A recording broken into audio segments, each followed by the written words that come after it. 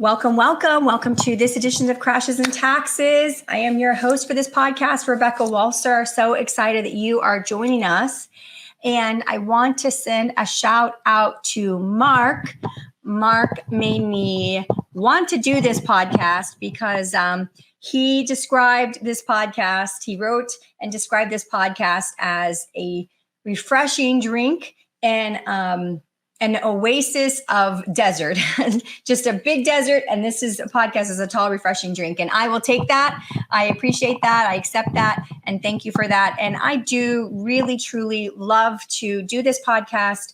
It's really just a passion of mine. It's obviously not to generate business, has nothing to do with my practice or my firm, but I just love doing it. And I love getting this information that is obscured. It's all out there. You can all find this information. And that's why, and I'm much better, you guys. I have just a teeny tiny little tickle in my throat from now and then, but I'm much, much better. So thank you for all your well wishes. But you know, you can find this information, but it takes someone who's in this world to know what's going on, to really synthesize it and spell it out for you. And that can be very scary and worrisome to a lot of people. So what I decided to do is I just this past weekend spoke and presented to the Money Show in Orlando. And I thought, you know, what I've done for these Money Show participants is kind of given them. So with the podcast, as things have happened this year, I've covered it on the podcast. And I said, this is what's happened. This has happened. This has happened. And we've gone kind of weekly. What I ended up doing for the Money Show, because the concepts were foreign to these people, you know, they haven't heard any of these things, is I really did a high level overview of mapping and putting everything together. And the response from the audience was so positive and overwhelming and also disturbing because people are realizing for the first time where we really are in this world. That it was a really great response. And I thought, you know, that's the one thing I haven't done with the podcast is I haven't done just a high level overview of everything that has happened and sort of mapping it all together. And I think it'll be a great podcast episode to send to people that have not heard of this information, don't understand what's going on and can't, you know, assimilate it. They don't know what you're talking about when you share it with them and you say this or you say that. And they're like, wait, what are you talking about? They don't know. This is going to be a really good podcast for the intro person, beginner person. And then what I think that we'll do is as things begin to really happen, which we are in it now, it's already started. As things begin to really happen, we will use those podcast episodes on those weeks to really dissect what has happened as these events begin to unfold. So I'm really excited about this podcast, giving a broad overview that can be understood from start to finish. Basically, what I did give is my presentation for the Money Show, basically in a nutshell. And then again, as things continue to develop, we will keep covering those things. But this will be the podcast that kind of brings it all together and ties it all together. So without further information, let's go ahead and get started on what we want to cover. And I'm really just assimilating the information year to date that has happened so far. So let's get started. So I love this little, I logged into my Bloomberg terminal and I saw this little quote. And for those of you that are listening to the podcast that are just listening, you know, I cover, this is a video podcast as well, so you can watch the video. But in the video, you're going to get all of the citations of all the source material that I'm covering. So if you want to know what are my sources, as some of you often do, you need to watch the podcast video because that's where all the citations are. This is just a little Bloomberg from this past September. I love this quote from Katharine Hepburn. As one goes through life, one learns that if you don't paddle your own canoe, you don't move. So I love that quote because it's so apropos, right? There's nobody in this world that is going to reorder your situation to deal the best with what's coming except for you. You can not have the information, and that's totally legitimate, especially in America, because not everything is forthcoming through the media. So you might not have all the information, and so you don't take action, that's okay. But if you found this podcast, and you've certainly watching this episode, you're going to have a lot of information that you can actually take action on, and you're not going to move unless you decide to move. It's up to you. All right, so let's get started. And this is the first thing I want to bring up. And this is an article, and I'll point this out to you guys. This is a Forbes article from June of 2018. So this is going back a ways. But I want you to see with this information how long things have been really creeping towards kind of a change. All right. So we're talking about fiat money. And the quote here from Forbes from, again, June 8 of 2018, is the end looming for fiat money? And then there's a little quote, you can see I have it in here, and it's called The Birth of Fiat Money. Let's read this paragraph from Forbes from 2018. The two longest existing currencies are the British pound from 1694 and the US dollar from 1792. Before their introduction, precious metals were the widely accepted currency. One British pound originally represented one Troy pound, thus the name of sterling silver.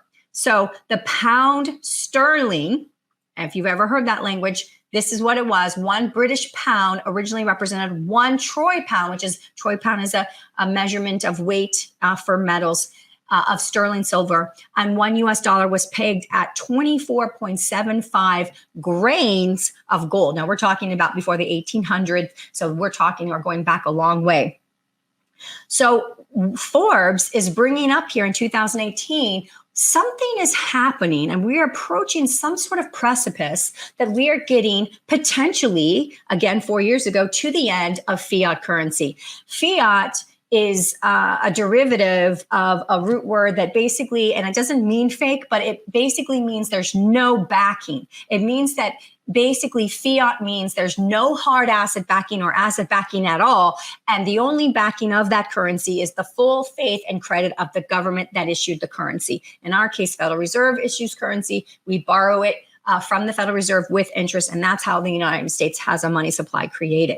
So that's the first question that we need to start framing. Are we reaching an end? So I'm going to show you a bunch of facts, and then I'm going to interweave my theory. My theory is multi-discipline approach based, meaning that I'm looking at law because I'm a lawyer. I'm looking at economics because I've got a degree in this field, and I understand the global intertwinings of currency, asset backing, central banking, and all of those kinds of things. So I'm looking at this from an economic perspective, 100%, looking at it from a legal perspective, and then, of course, looking at it from a financial perspective with all of the financial information and news. So we really are looking at, and there's actually more ways that we look at this, but we don't go into all those ways that we analyze everything that's going on in the world. So we have some proprietary things that we do that we also look at that does impact and make give us a vision of what's going on.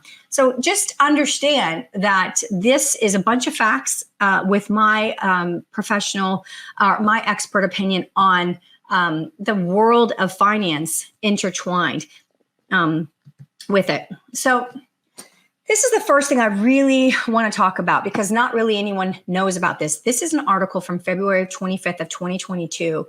And it was when the Wall Street Journal came out and did about a 6-piece article at the beginning of this year, 2022, about the largest bank bailout. And when I say bank, I mean investment bank, not commercial bank like Bank of America, the largest bank bailout in history in 2019. So in other words, it wasn't really even reported, but the Fed has reporting requirements that require it to report its its activities by certain deadlines. And so it had to report at the beginning of 2022 what it did in the last quarter of 2019. And that's when we found out about, and that's when the Wall Street Journal basically did this massive article. And I won't say that's when we found out about, so that's when it was made publicly aware to the world that this happened. So what is it that happened in the end of 2019? What am I talking about?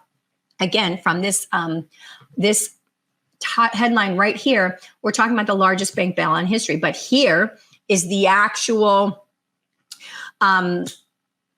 source, Fed Bank of New York, Federal Reserve Bank of New York. And you can see here that in Q4 of 2019, and I want you to notice the scale of this on this chart versus what happened in 2008 when we call the global financial crisis, GFC. Of course, in America, they call it the Great Recession, but globally, it's known as the global financial crisis, GFC. You can see the smaller scale.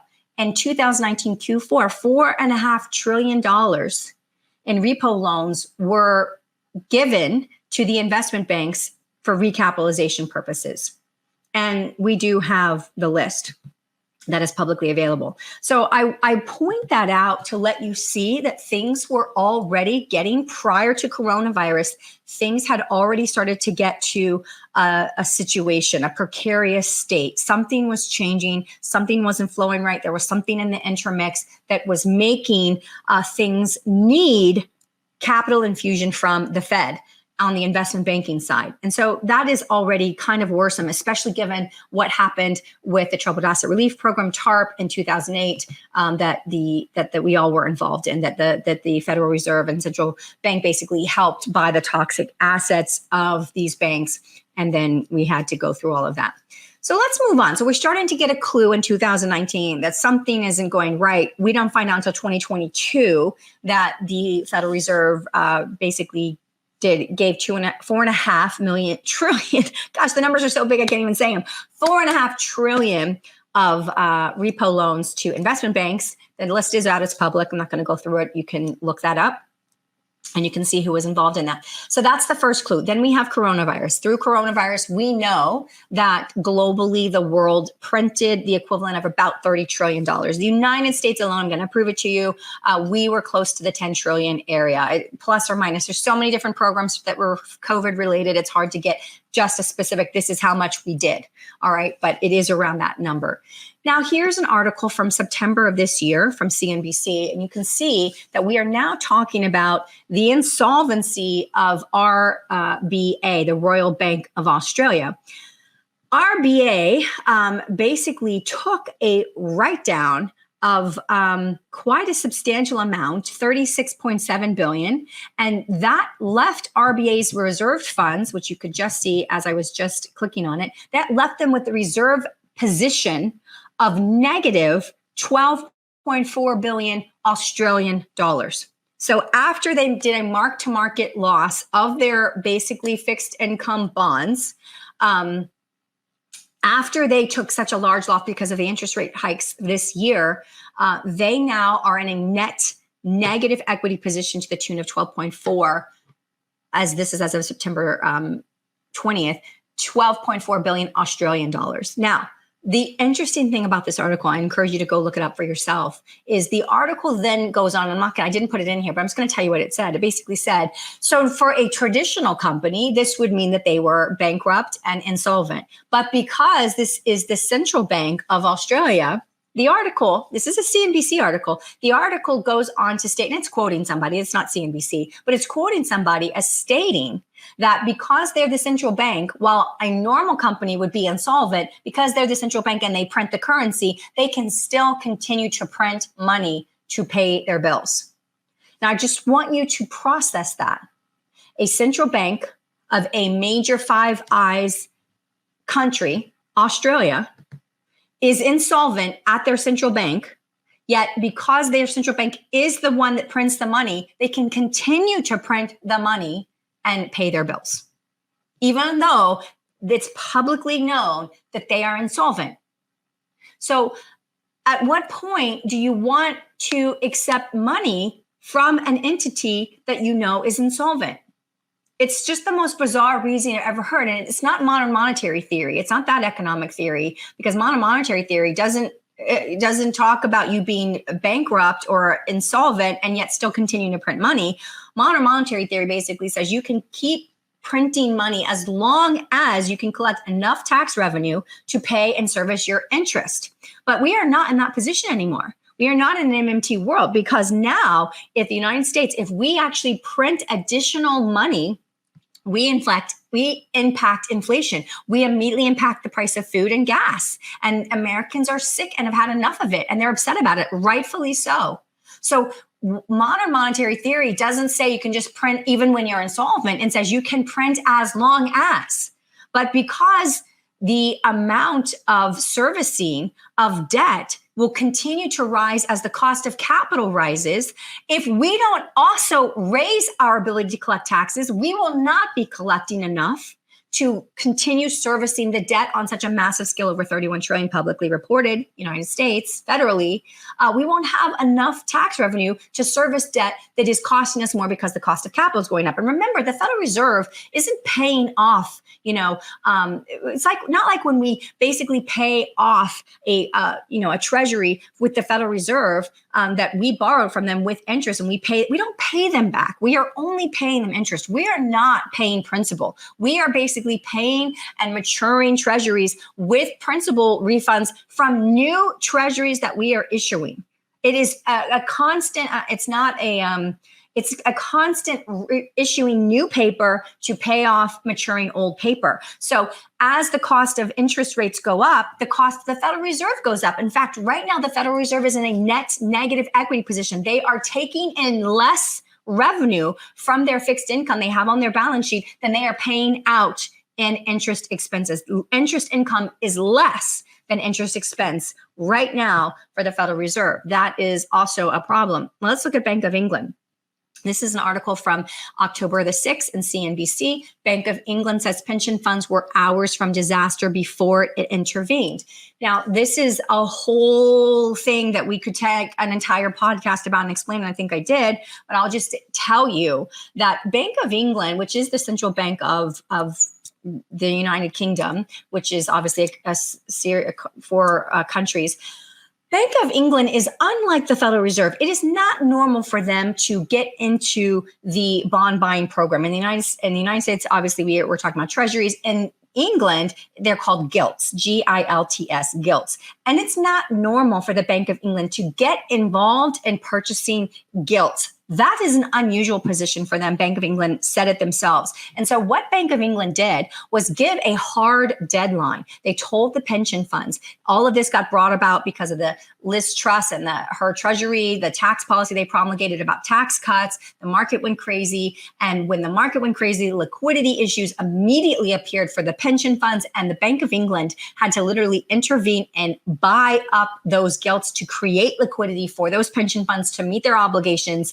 on those calls that were coming for additional funds to be deposited towards their investment accounts. So Bank of England very quickly said, we don't do this. We aren't a central bank that is in this kind of position. So we're only giving you until October 15th. And they were told by October 15th, you need to have everything resolved from a liquidity perspective in your pension fund, because we aren't going to do this again. So you can see that everything that has happened with this massive printing of money globally to get us through coronavirus is now having impacts. What really happened was the central bankers of the world said, let's get really aggressive on stimulus and let's stimulate ourselves through this global pandemic so that we can then get through it and not have a depression. And so we did that successfully. That worked. Admittedly, that was a very successful. We did not have a depression. There were some countries that obviously had it way harder than we had it here in America, but we did not have a depression. But now we're in the aftermath of all of those actions. And these are the actions that are impacting the liquidity, the net asset value of our central banks into the negative, and obviously the Federal Reserve having negative interest income. It's just everything. So I'm trying to break it down very clearly, but this is something that happened in England. And this is not something that's going to go away. As the market continues to come down, even if the technicals right now show us that we have a melt up, we are out of the bond buying sort of blackout period. So between the bond buying, some of the other things that are happening with Q3 results, we see technicals actually potentially pushing us to a melt up, which is why the market did well last week. Today, this week so far, we've just kind of been neutral and not really any kind of way to read it one way or the other. I think the market just doesn't know how to read itself right now. And I think that's what investors are really doing. But let's just move on. And so then let's talk about the United States. What has happened since what is the reaction or the result of us printing how much we printed here in our country? Well, it's had two direct impacts. In 2021, Social Security recipients received a 5.9% year-over-year cost of living adjustment in 2022. For 2023, it was just announced this past month in October that the cost of living adjustment for 2023 will be 8.7%. So I want to put that in perspective for you. We have 65 million Americans that are on Social Security receiving some form of Social Security payment. And all of those people deserve to get cost of living adjustments. It's not their fault that their government has followed or their central bank has followed certain monetary policies that have put so much capital into the country so fast that prices have gone up. Remember, it's basic economics. If I have a finite series of goods and services, which we have in America, we're a 70% services-driven economy. So if we have a finite good, a finite amount of goods and services, and we always, by the way, it doesn't mean that it can't be expanded, but it cannot be expanded to an infinite amount of goods and services. We only have so many natural resources, so many, resources that we can create through work. And then there's only so many humans that can do so many services. I mean, we're moving to the fourth industrial revolution. We're going to move to AI and robotics, and we will be able to break through to another level of productivity once we're fully engaged with all of the robot technology that's coming on board. But for right now, we still have a certain defined universe of limited goods and services. When you put a lot more money into the system, chasing the same amount, because we haven't raised the goods and services, you have put a lot of money into the system, chasing the same amount of limited goods and services, you are going to have higher prices. More money chasing the same things makes the prices of those things go up. That's inflation.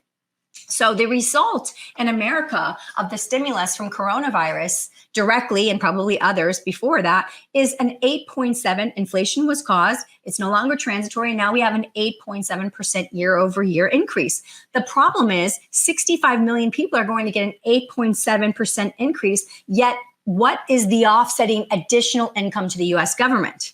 Right now, it's nothing. We don't have this administration announcing that they're going to have additional taxes, except for on oil companies. So there's not been this response. Inflation Reduction Act talks about, minimum taxes for companies that make over $1 billion.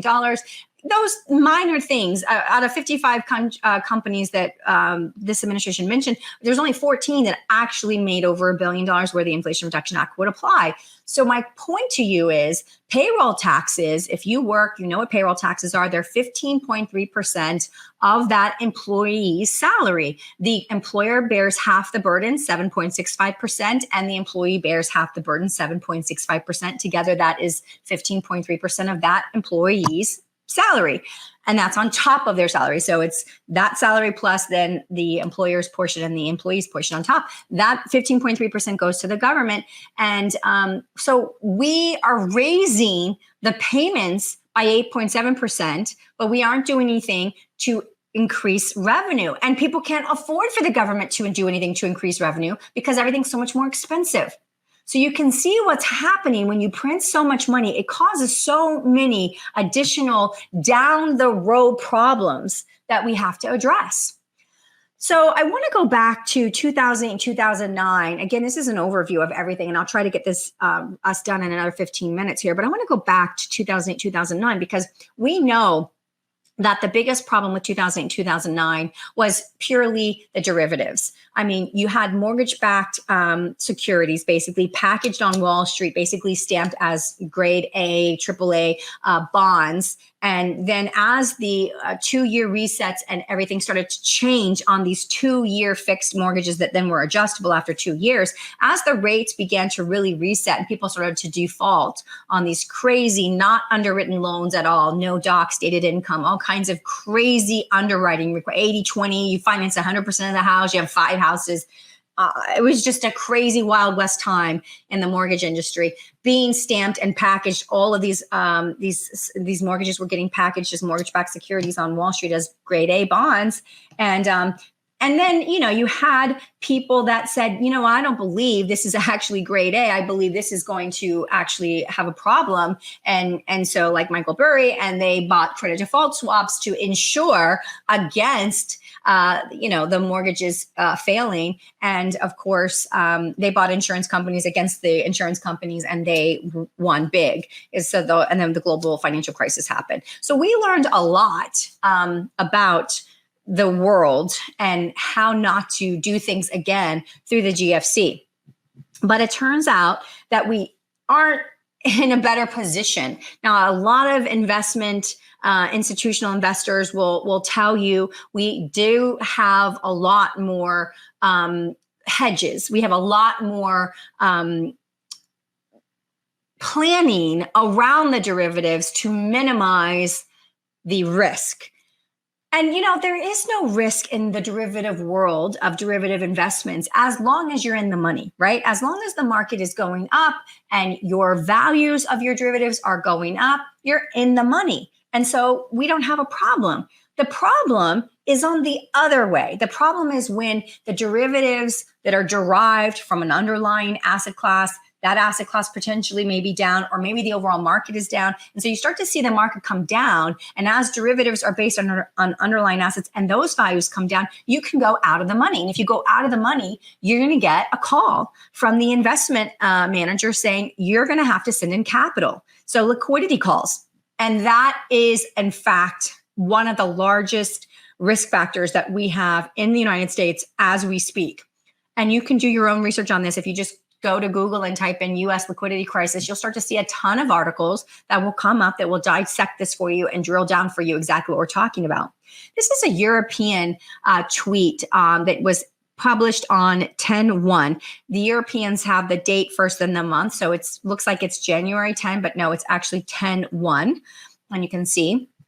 And basically what this is talking about is this is a list of the top 30 investment banks in America, and it is their derivatives as of March 31st of this year. So this is their total derivatives on their books as of March 31st of this year. And I will just point out the very top one. You can see the top one there. And that top one has 61 trillion. That is trillion. So you can see it's 172,360 million. So that is a 61 trillion in front of the 172 billion. That is $61 trillion in derivatives. So the IMF attempted in 2021 to give us a kind of a total value of all assets in the world.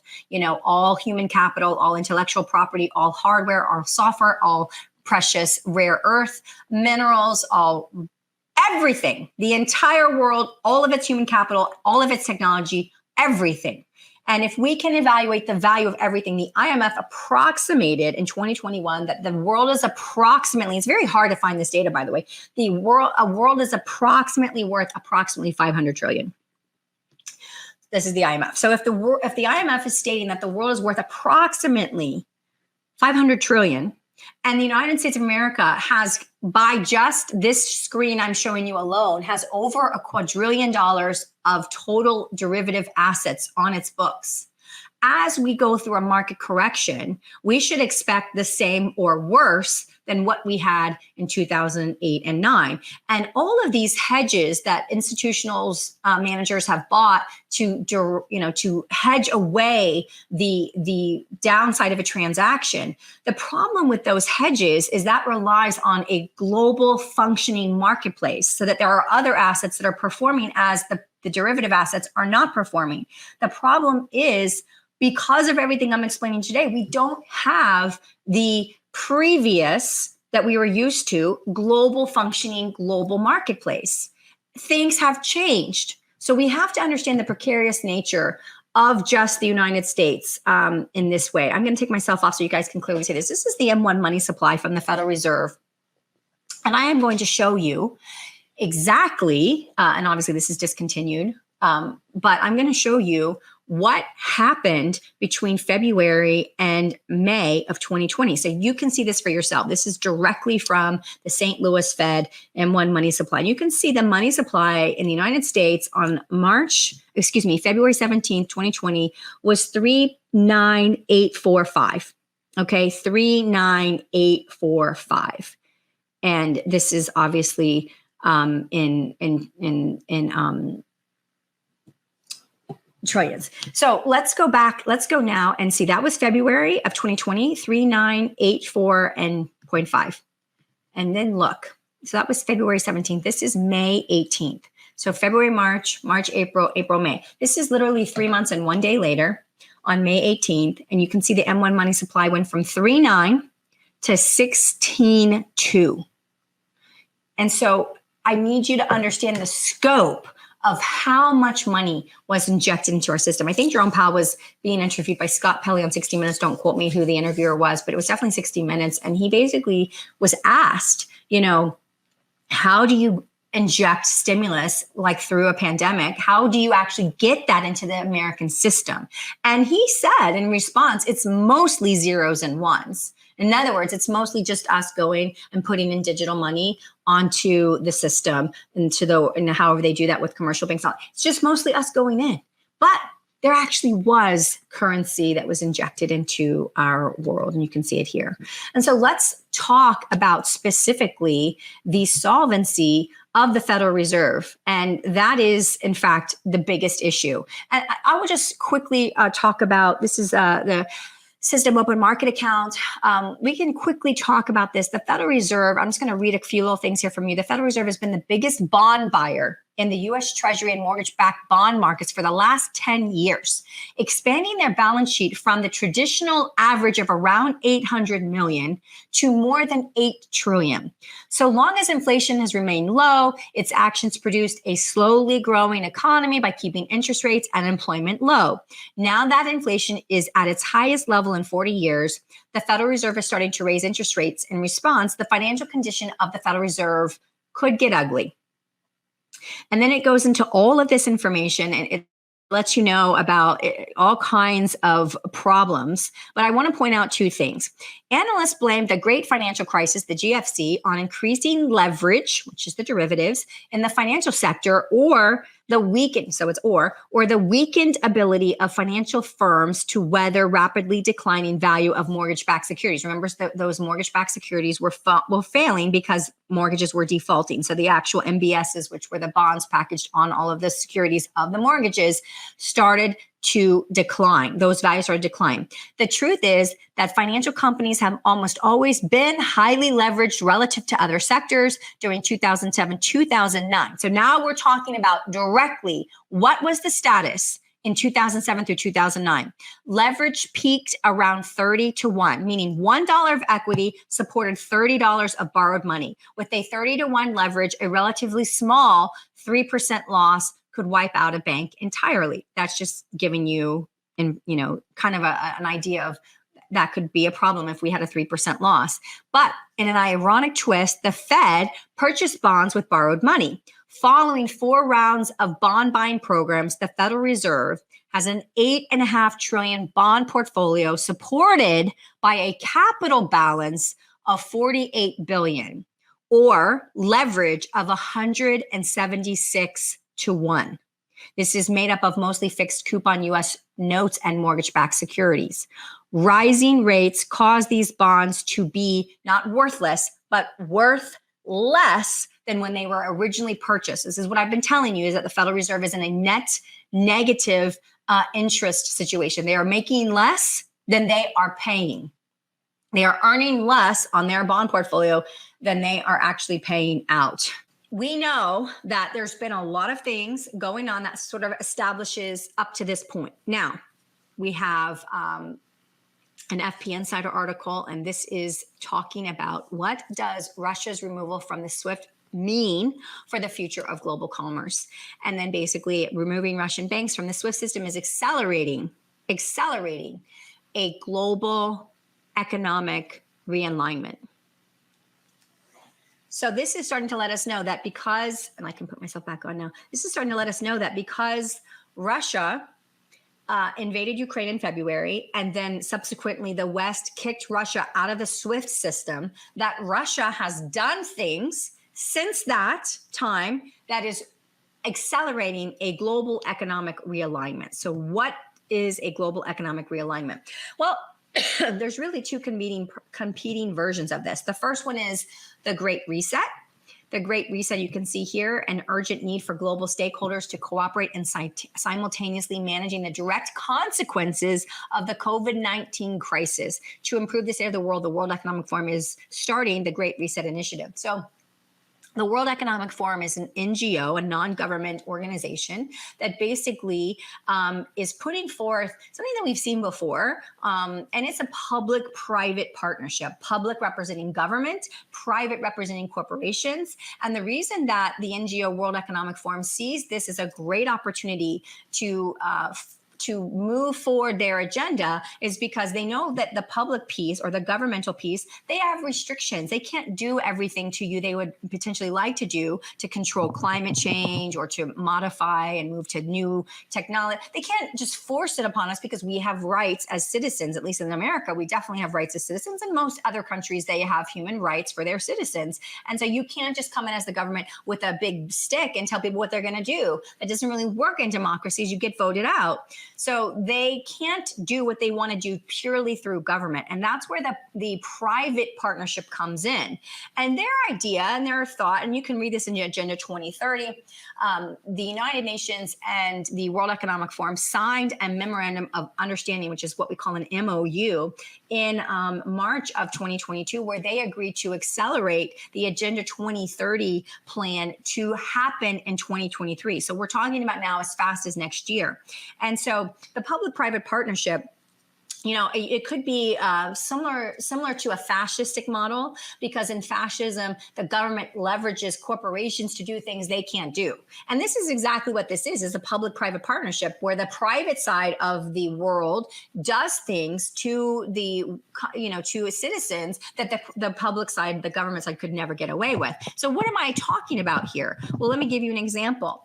In Holland, we've seen a massive uprising of Dutch farmers. And this is because, between the corporations not allowing certain amounts of fertilizer, we're talking about nitrogen levels that need to come down. The government is saying you can't use but maybe 2. And then this is not the exact numbers. I'm not giving you exact policy, but basically you maybe have to shave a third of your nitrogen fertilizer usage off. Well, if you know anything about farming, farming has very low margins, and you can't just tell a farmer you can only plant 2/3 this year and you still have a going concern and everything's fine. It doesn't work like that. So you've got a lot of farmers that are basically going out of business because they can no longer plant their entire operation due to these fertilizer constraints. And then they basically are selling, some of them are selling their farms, and the government's coming in and buying these farms on the cheap. And you've got a lot of these farmers accusing the government of doing this intentionally. So the Great Reset is a push forward with a public-private partnership of the green agenda. And they're doing this through 2 ways. In Europe, they're really doing CSR 4.0. CSR 4.0 is corporate social responsibility. And that corporate social responsibility, they are requiring, and we're talking about now the international financial regulations, the IFR, which is what Europe uses. In America, we use generally accepted accounting principles, GAAP. That's our accounting system. In Europe, they use IFR, International Financial Regulations. And basically, the IFR is being changed, or has been changed already, to require companies to start reporting their carbon footprints and start tracking how much carbon footprint is being released. And all of this is setting up a carbon tax system where these governments will now start collecting carbon taxes from people. So this will be a new broad-based tax system that everyone will be on. The Great Reset is a move towards central bank digital currency. And in fact, the Great Reset is really a resetting globally of debts between countries and assets between countries, where if America owes China X, but China owes America Y, we have some kind of washing, and maybe there has to be assets given. So if America owes China more than China owes America, maybe China gets some part of America and now that belongs to them. The Great Reset is moving beyond country boundaries and running the world more at a beyond country level.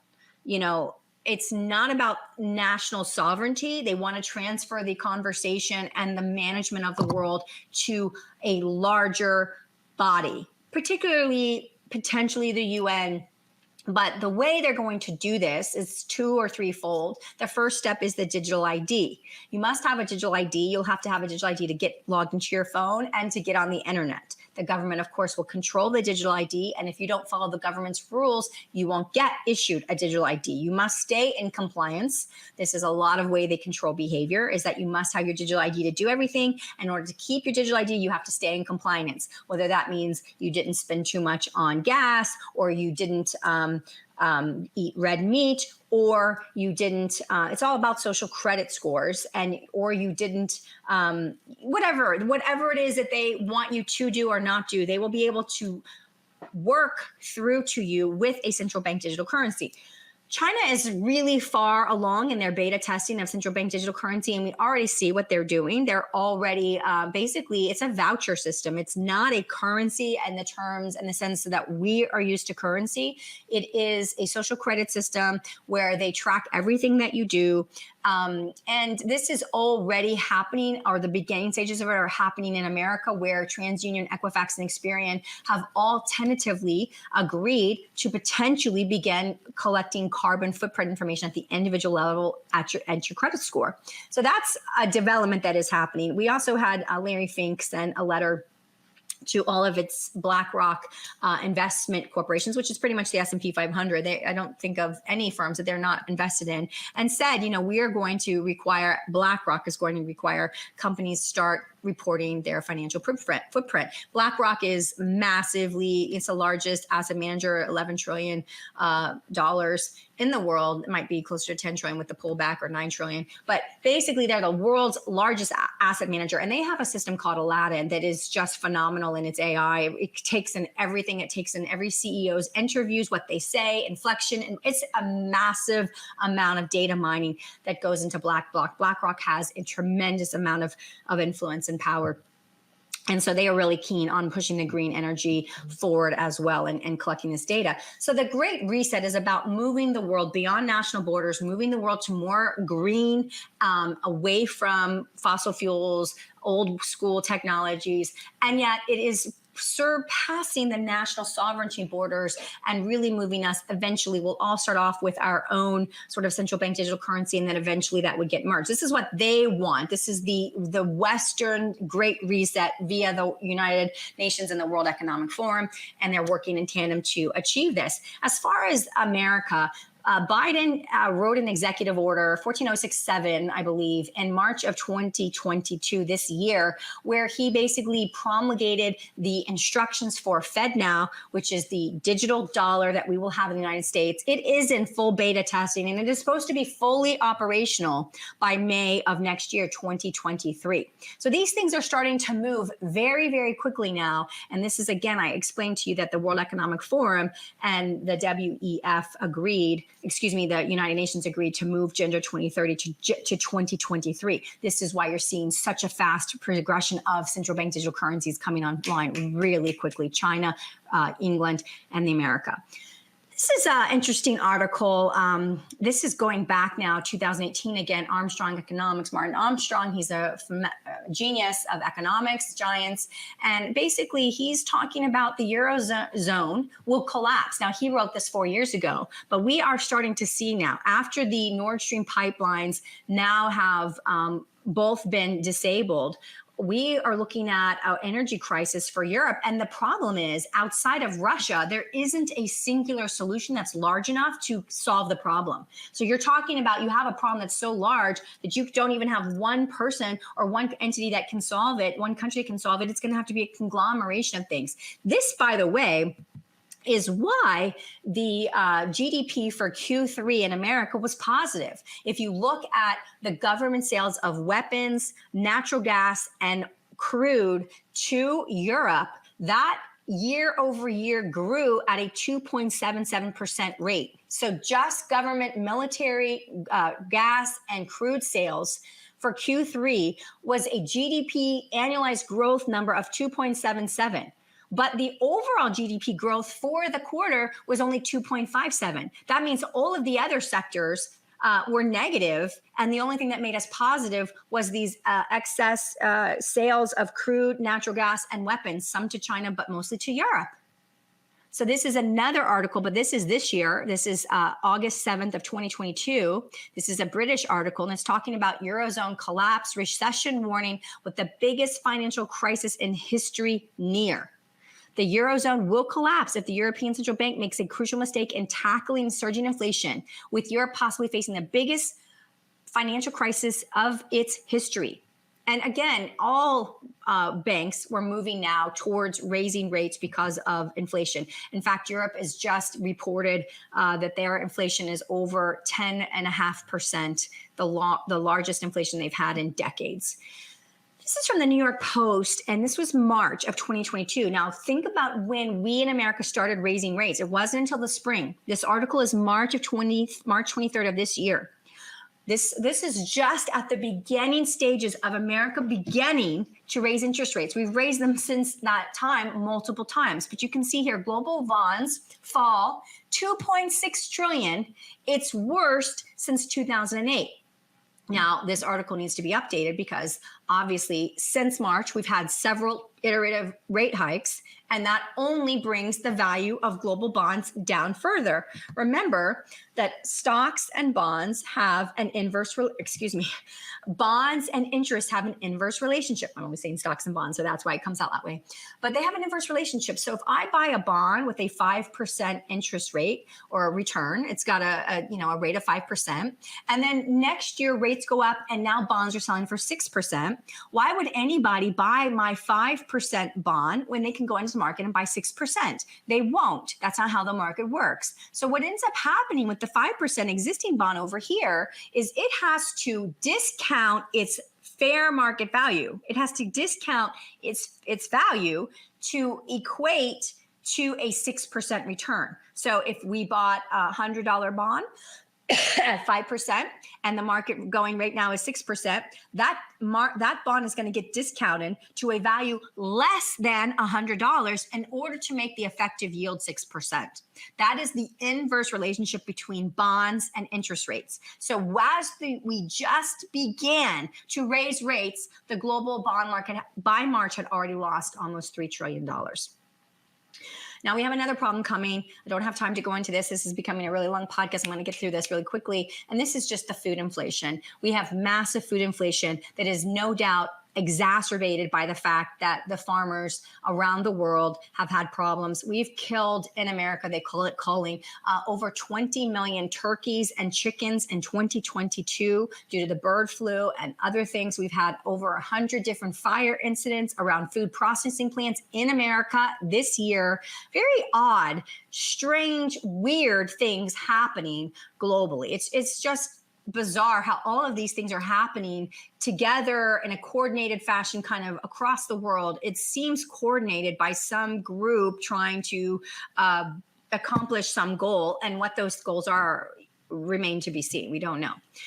And so then I will go to Business Insider, and this is from Market Insider. And you can see this is June of this year, and this is the deal. This is where the pedal meets the metal and everything starts to become clear. When we kicked Russia out of SWIFT, they have been building their BRICS group, which is Brazil, Russia, India, China, and South Africa. For the last 20 years, they have been working on this group. They are not dumb.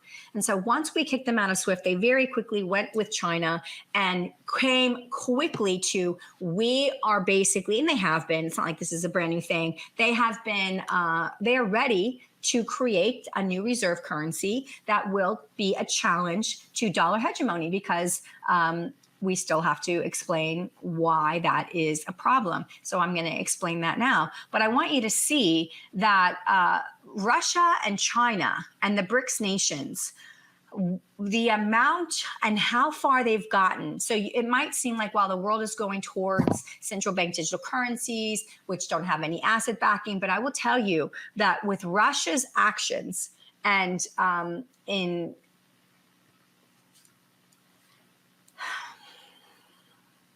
we have, the West has pushed a button that they can't unpush.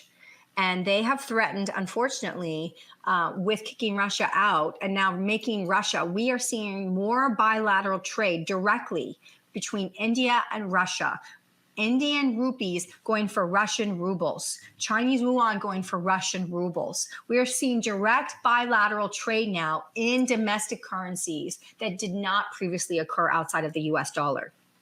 But we really need to understand and digest the petrodollar and what is the petrodollar. And that's where we get to this article right here from earlier this year. So actually, this was last year. So when we exited Afghanistan in 2021, shortly thereafter, Saudi Arabia signed a joint military cooperation agreement directly with Russia. This is earth shattering. And I will tell you why. And this is simply because of the petrodollar. So let's just revisit history for a moment. The first thing that we know is that Richard Nixon cut the dollar from the gold standard officially on August 15th, 1971. So we have been 51 years now off of the ability to convert a dollar into some level of gold. Gold standard ended, right? So if we weren't backed, we agreed in 1944 at Bretton Woods, New Hampshire. The world agreed after World War II that the US dollar would be pegged to gold and that all other currencies didn't need to peg directly to gold, but could just peg to the dollar because the dollar was pegged to gold. Thus, the dollar reserve currency, 1944. And all of that was fine. But by 1971, when we no longer had the ability to convert dollars into gold, we were no longer asset backed. There was nothing backing us except for the full faith and credit of the United States. Well, as this went from between 1971 and 1974, we started to get inflation, we started to have problems, and it became apparent to the then administration, Richard Nixon, that we needed something to stabilize the currency and actually make people feel like it's backed by something. And so he sent his Secretary of State, Henry Kissinger, over to meet with the King of Saudi Arabia in February of 1974, and they worked out the protection agreement with the United States of America. Saudi Arabia, you don't need to make yourself a military or worry about defending yourself. We will defend yourself. In return, all we require is that you establish the petrodollar, which means that your 13 producing OPEC nations all sell energy only in US dollars. And even though Russia is not a part of OPEC, they agreed. So the petrodollar was born, dollar hegemony fully established. Now it's quasi-backed by a hard asset. And all countries need to come buy US dollars from the US Treasury so that they can go out throughout the world and buy all of their oil from OPEC producing nations. So this was alarming that last year, after Afghanistan, Saudi Arabia signed a joint military cooperation agreement with Russia because the United States has been that military partner to Saudi Arabia since 1974. So we see now a pattern emerging. Russia kicked out of SWIFT and the West international financial system, moving over to the BRICS nations, where they have already been working on inter-bilateral trade and domestic currency, working to trade, and then come up with a reserve amongst the trading partners of the BRICS nations. And then we have what's going on with the BRICS nations, what's happening with the BRICS nations.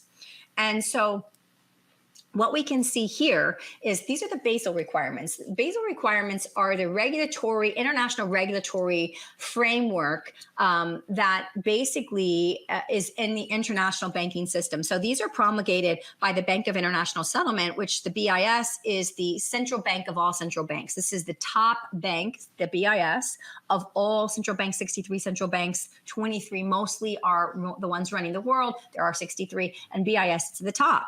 So they all have agreements and regulations for how they will report capital at their central banks. Gold, previous to Basel 2 or 3 rather, gold was a tier 3 asset. A tier 3 asset is then only counted at 50% of its value. So gold has been a tier 3 asset until Basel 3. Basel 3 moves gold from tier 3 to tier 1, making it the equivalent of currency. So we're starting to see the international central banking system start to move gold to count it differently. We're starting to see a realignment of the East towards the BRICS nations. We're starting to see Saudi Arabia work out a military agreement with Russia. And that brings us to the point of potentially what's going to happen with Saudi Arabia. Saudi Arabia and South Africa just ended a 2-week joint economic training exercise. And Saudi Arabia said nothing at its conclusion, but South Africa came out. And remember, South Africa is a part of the BRICS nation. South Africa came out and stated publicly that Saudi Arabia will be joining the BRICS nations. I don't have a slide about that, but I definitely pulled one. It's in our research. So South Africa is stating that Saudi Arabia will be a part of the BRICS nations. I want you to understand that if Saudi Arabia officially announces they are moving to BRICS, the immediate impact I expect to be severe. And I want you to understand why. Because if Saudi Arabia were to pull away from the United States and make that announcement, move towards the BRICS nations, as South Africa has already said they will, they would then release their 13 OPEC producing nations to sell crude outside of the US dollar and to sell it in the euro or whatever currency they decided to allow and provide for. And that would be a problem for the US dollar immediately and overnight.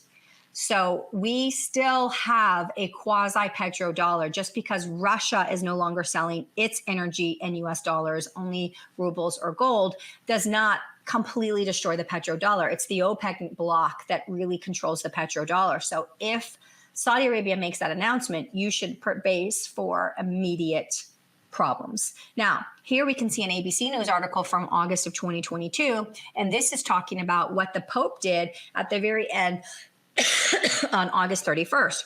On August 31st, the Pope announced, or maybe August 15th-ish. It was at the very end of August, the Pope announced that by the end of September, in fact, by October 1st, that all Vatican assets in whatever bank globally they existed in were to be returned to the Vatican Bank by October 1st.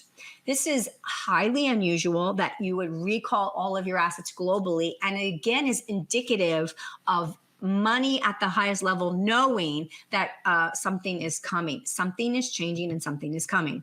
So here's the question. If the dollar hegemony is ended because we have a realignment of Russia and all of these countries, and we're not just talking about Saudi Arabia, which is the biggest one that we really care about because of our unique relationship with them, but we're also talking about Egypt and Argentina and a lot of other countries moving towards the BRICS nations. I think the last estimate I saw was over 60% of the world could be moving towards the East, away from the West.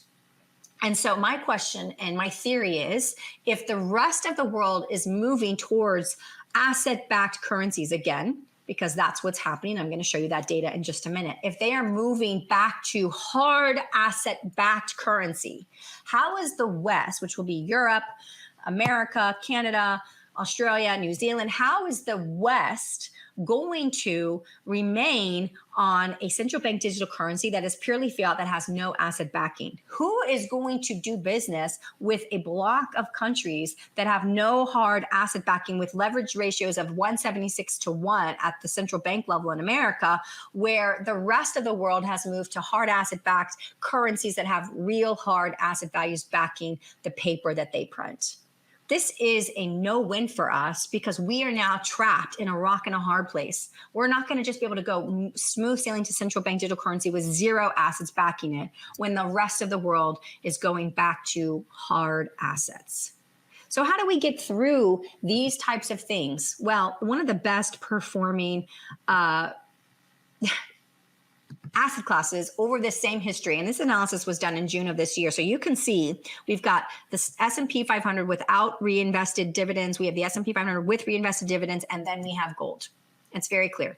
You can see that going back to March of 2000, which is basically .com, since the .com to present day June of 2022, you had unreinvested S&P 500 returns of 182%.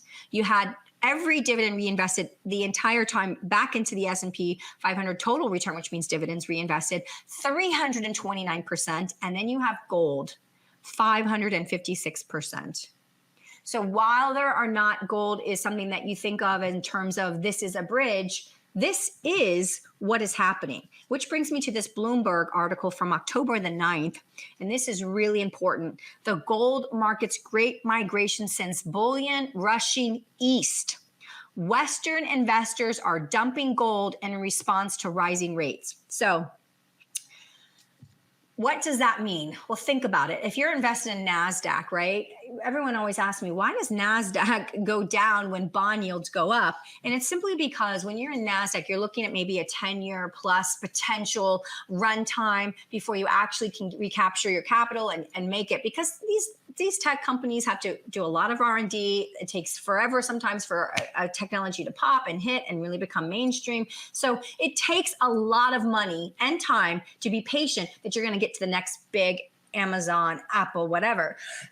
Well, once bond yields start going up and you can get a 4% on a 10-year, what do? You say, I don't want to speculate and wait for this NASDAQ over here to pay off. I'm going to go and I'm going to buy a 4% 10-year bond.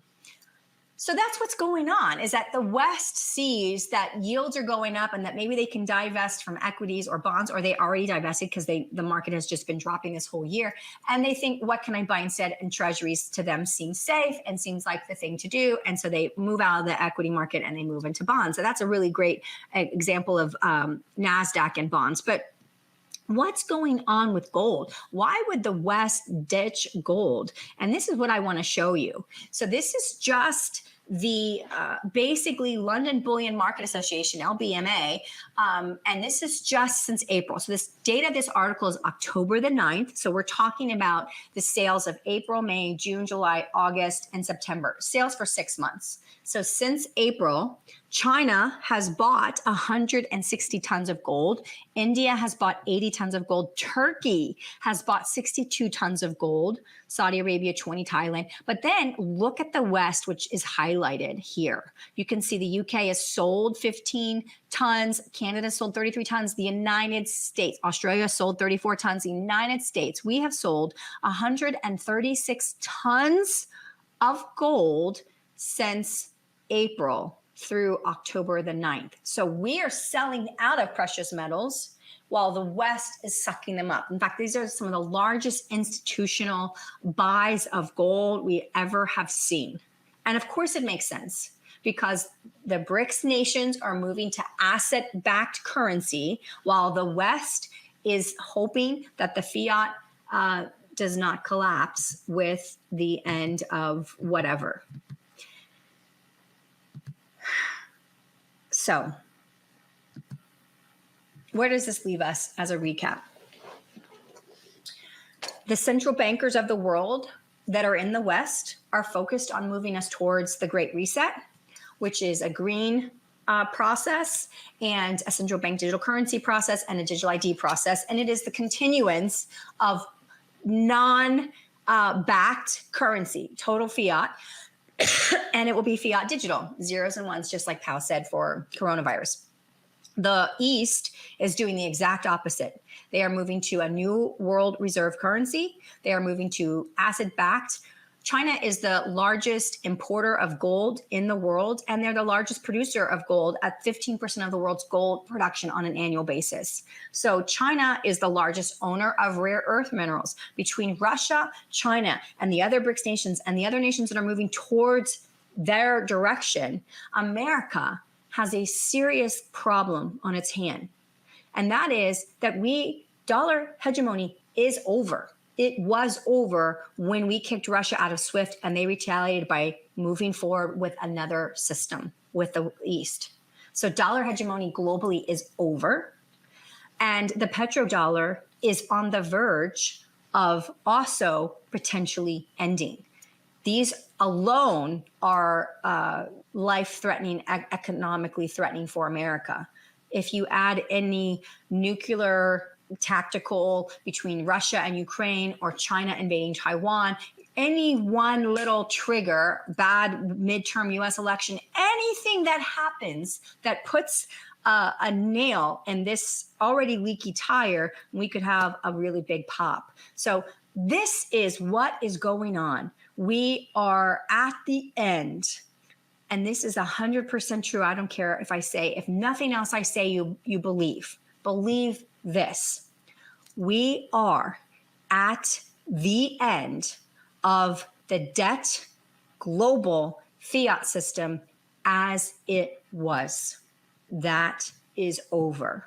And what is coming is going to be a new system and a new way. We're not sure which way, but a new system is coming. And we should all prepare for the transition, because to transition from an existing system where you're the top dog to a system where you're one of the dogs is not going to be fun for America. It's not going to be fun, and it's going to be painful.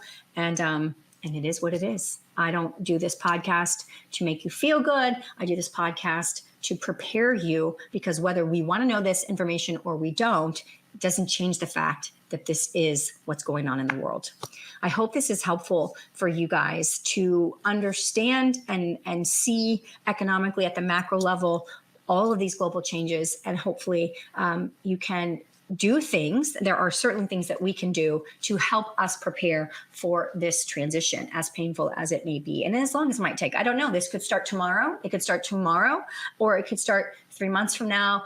I can tell you that there are some economic events that it seems to me like it would be very difficult for it to be much beyond starting this year.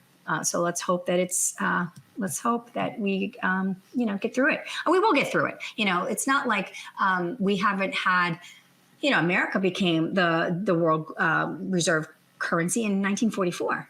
So that was, 55 and 22. That was 77 years ago that we became the world's reserve currency. That's what it is. So 77 years is a long time, but those people transitioned to the US dollar being the world reserve currency. Their life didn't end. I'm not saying it's going to be fun. It's going to be painful, but it's much better to understand what's going on and be prepared than to put your head in the sand like an ostrich and just say, just stay the course, stay your traditional portfolio. Everything's going to be fine. Because that's not the case. This is definitely a time for you, if you've never done it before, to definitely talk to a professional. And I think that most professionals out there today are not really kind of going down this road and sharing these things with their potential clients. They're really mostly sticking to traditional advice. And I think that is going to serve them very poorly, because I do not see that traditional advice will win the day with this transition that is happening. So I hope you guys are all doing great. I will try to keep podcasts going on a weekly basis. Again, this is something I do for fun. This is not, related to my real job. So I do this just out of passion and love for humanity, and hoping you guys get some utility out of this. Thank you, and take care, everybody.